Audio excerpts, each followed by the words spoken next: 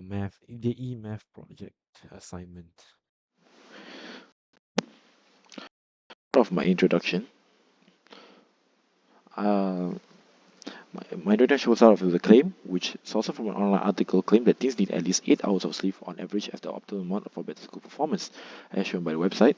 To validate this claim at a 5% significance level, I made a survey obtaining a sample of 30 random respondents on their personal experience of how many hours of sleep is needed in order to be effective for the next day. Now, in task 1, it's shown that the null and alternative hypothesis should be given, as shown by H0 and H1. Therefore, the value of the population mean equals to 8, as shown by the claim above.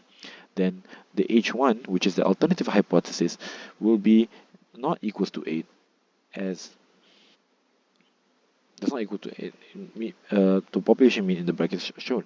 Since my population standard deviation is not given, I had to choose the t-test, which will affect the p-value later on in task 3. In task 2, I setted the sample size of 30 people collected by students from my own survey. I used the formula of average A7 to A37 to collect all the data above and make their individual components and over the sample size as given as 30, which equals to 9.484. Then my sample standard deviation is used by the Excel formula stdev.s and then takes the data from A7 to A37 and then equals to 2.174 to give me my standard deviation. Now, moving to task 3, this is to test the claim at a 5% significance level.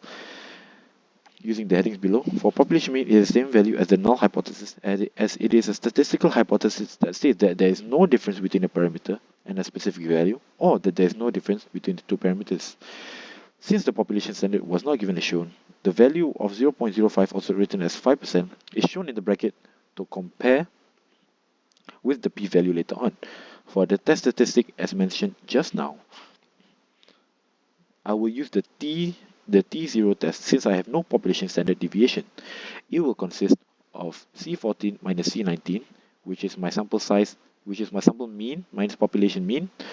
Then you will take C15, which is the sample standard deviation of 2.174 over bracket square root sample size, and it will give me 0.901670.895. This is visibly bigger than my significance level. Therefore, my comparison and decision shows that my p-value is bigger than the significance level. Thus, there is insufficient evidence at 5% significance level to reject the claim, making the null hypothesis false, which makes the claim true. Now, to find the 95% confidence interval for the population mean, I stick significance level A of 0.05 and make it my marginal and apply it to my marginal error using the confidence.t method that takes the significance level, comma, the sample standard deviation, comma, the population mean. This will give me 1.817 for 1.81 as three significance figures. Then 95% confidence interval for population mean is 6.183, as this takes the value of the population mean minus the margin, which will give me 6.1. Then for one bigger than the sample mean, it will take 9.187. And that is my e-math